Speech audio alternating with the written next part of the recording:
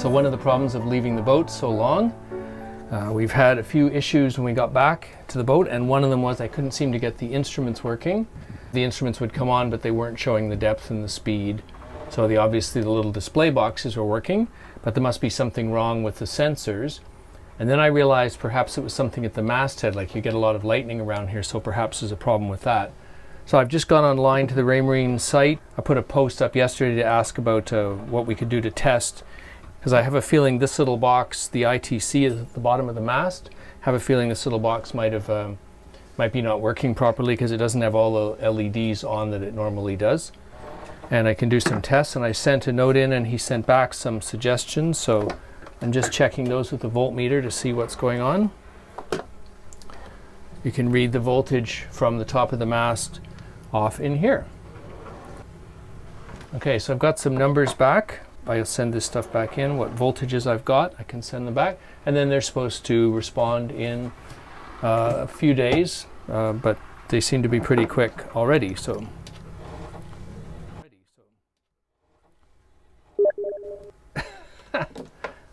Okay. All right, he's responding in just a few minutes. These guys are amazing. So, all right, masthead is definitely bad. Lightning strike or other significant voltage event likely. So I did wonder about that. Our AIS stopped transmitting in May. We thought maybe the batteries had got down or something, which we did have a battery problem. But maybe it was a lightning strike. So there we go. We'll get some bits, go up the mast and take a look at the antenna, and bring down the wind indicator and see if anything shows any problems up there. So today we're off up the mast to take a check out what's going on up there. I think we had some kind of a lightning event, perhaps nearby, not an exact strike, but a close-up strike. Because there's done more testing on this, and we have, it looks like perhaps the AIS antenna got damaged. Also the masthead sender for the wind has got no longer sending a signal. So that's caused some problems with the main Raymarine bus, the C-Talk NG bus we've got, so we'll go up and take a look at that. Looks like a good day for it if these clouds don't come up, and we can bring down the pieces and see what they look like. Okay, I got a safety line on, that's rigged from the front of the mast around, and I've got this line on here we have for an electric winch, so we can go up on that and then have the safety line. Yep, ready to go. Ready?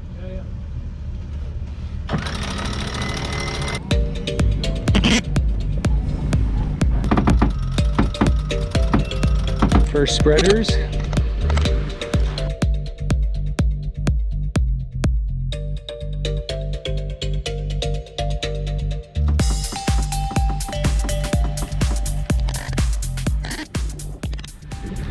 Okay, from 2/3 of the way up, got a beautiful view of the super yachts out at anchor. Our marina here, Cheryl's just bringing up the safety line.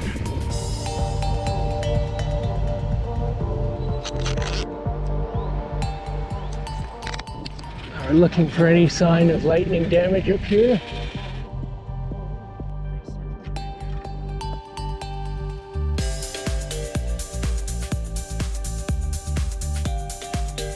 Lightning doesn't need to actually strike a boat to cause damage. A lightning strike has a very high voltage with an extremely high current. This will create a corresponding instantaneous magnetic field. This is called an electromagnetic pulse, or EMP, and it will pass the boat and affect wires and components even though the boat hasn't been actually struck by lightning. The magnetic pulse will induce current to flow in wires and components which it passes through, especially components like the antennas at our masthead. Note the aluminum mast itself shields all the wires inside it from the pulse. So Paul is up the mast. I've been using the topping lift to haul him up. And we have a second halyard on a harness that I've also been running up to pull up so that if his main line breaks, he has another line to hold him, and he's in a harness. We're double locked with the jam cleat and also with the lock on the winch, self-tailing winch. And these are Lumar winches. We've used them on all our boats and always trust them, very reliable. Okay, made it to the top. This is 72 feet above the water at low tide. So we can take a look up here. We've got, this is the VHF antenna as part of this Windex, and it's working fine. This is the anchor light, which is interesting. The anchor light looks like it's full of water. So this is the VHF antenna, and this is the AIS. It's got its own separate antenna out on this little wing that keeps it away from the other antenna. So this is the one that's quit working. It's marginally higher than the other one. I don't know why one quit. And then the wind speed indicator is this guy.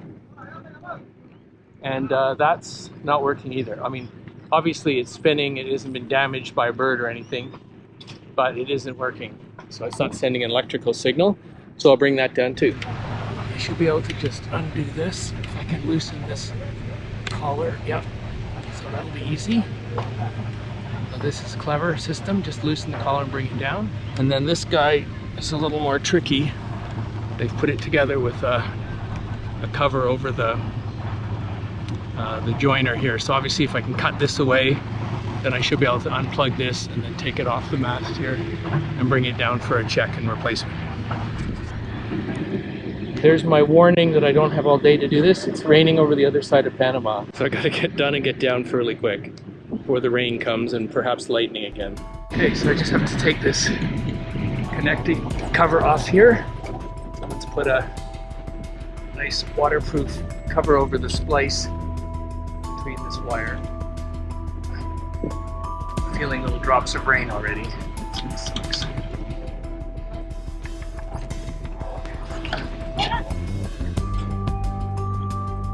Good way to do it actually, a little joiner. Yeah, this all looks good. So, this knife away before I cut myself.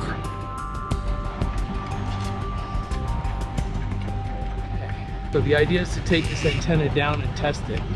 Although, I mean, it obviously doesn't work. Okay. An easy one. This guy should just pull straight out.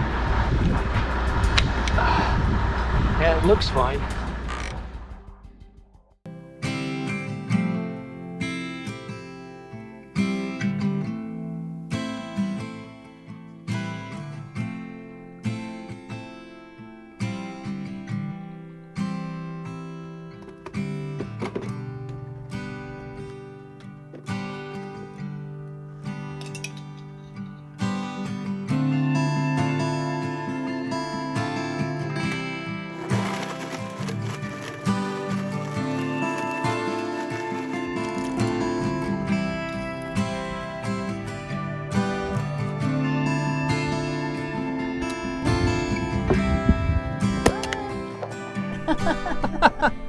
Are these even in the shot?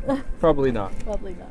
They're blowing away anyway. It's a windy day here in Shelter Bay. It's been a very exciting year. Yes, a very unusual holiday season for us this year. But Here's we want to 2021. To wish you all the best for 2021. Gotta hold these umbrellas in. Yep. Super good. Pina coladas. Yep. Our favorite. Yeah, so we are in Panama. The boat has been here since February of 2020. And then we flew home and got locked out for the pandemic. So we've just been back a couple of months, celebrated Christmas and New Year in quarantine. Yeah. We were restricted to the boat in a marina with just local boats in it. So we had the place to ourselves for both those weekends. Because we had a lot of time on our hands, we started reminiscing about all the different places that we've been for Christmas and New Year's over the years with the boat. Yeah. And we thought today we would show you some of the highlights of those holiday seasons. Yeah. And we're so lucky because we've got to experience so many different traditions and cultures and ways of celebrating the holidays. That's the great thing about sailing. You can visit and take advantage of all those different opportunities to meet different people and see different places. Yeah. Antigua was one of our most fun Christmases ever. We were tied up in front of Nelson's dockyard, and Antigua is a really great place to go for a cruise, not just a destination, because it's an actual cruising ground in itself. There's so many little anchorages and bays and beaches, and it's a great spot for a cruise and a really fun Christmas we had there. Yeah, I think it's one of our most memorable because it's in Nelson's Dockyard in English Harbor. It's so historic to be in those dockyards, and it's not just sailors, locals come down, expats that spend their winters there. So it's such a great community and a really fun party. Antigua has one of the best Christmas parties with visitors from around the world. We have a house here. You live here? Yes. Well, not year round, but we live here 6 months out of the year. So you know that it's a good party down here? I know it every year. Yes, that's right.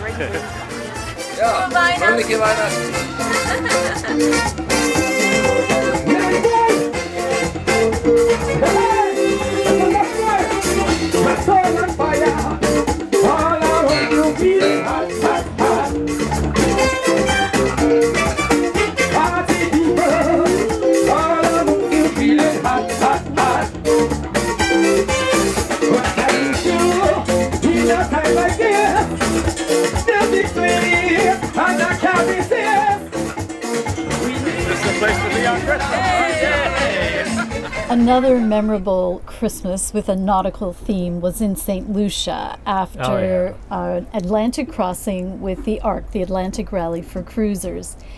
And we'd been at sea for 2 weeks. And so when everyone got in, over 200 boats, everyone was ready to party. And the local yacht club there hosts a light parade with all the boats. And it was just so much fun. Yeah. It's Christmas Eve in St. Lucia, and we are celebrating boater style. Merry Christmas! Merry Christmas!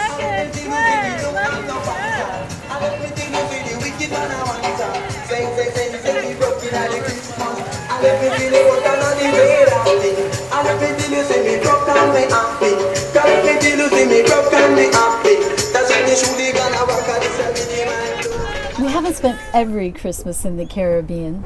In fact, in 2007, we sailed from the UK and made landfall in Madeira, and it was spectacular. In early December, a night landfall in the city of Funchal with all the Christmas lights. It was just beautiful.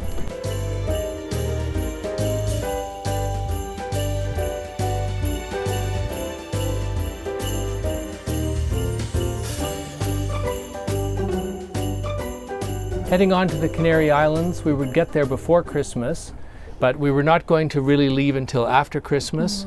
And that's definitely an option. You don't have to go as early as the ARC leaves. The ARC basically leaves as early as you can safely leave to cross the Atlantic and get to the Caribbean after hurricane finishes. Right, so it's the end of November, Yeah. and it means that you arrive in St. Lucia before Christmas, and then you have all winter to cruise the Caribbean. Yeah, that's the ARC strategy to maximize your Caribbean sailing.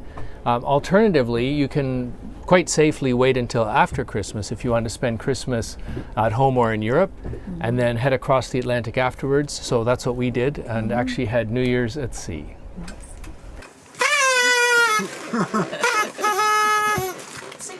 Happy New Year!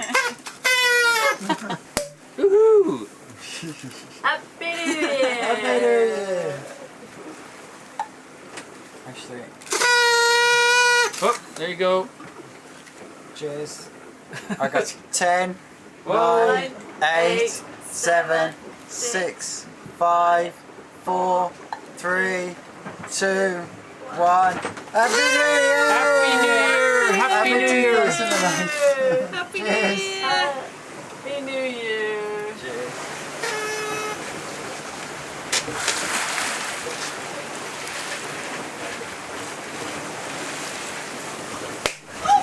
Last year we were down in the Bahamas and really enjoyed a Christmas there. That was very nice. Christmas and New Year's, and Yeah. if you followed us, you know that Bahamas are one of our favorite destinations. And then following that was New Year's, where they have a really special celebration called Oh, yeah. Junkanoo, where the local people work all year building these beautiful floats and costumes, and it's just magnificent.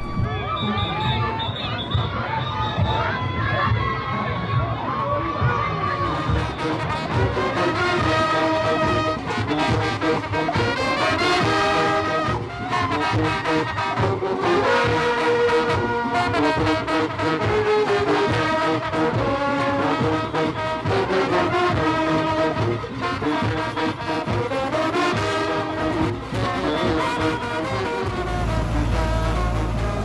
my gosh, it's so much fun.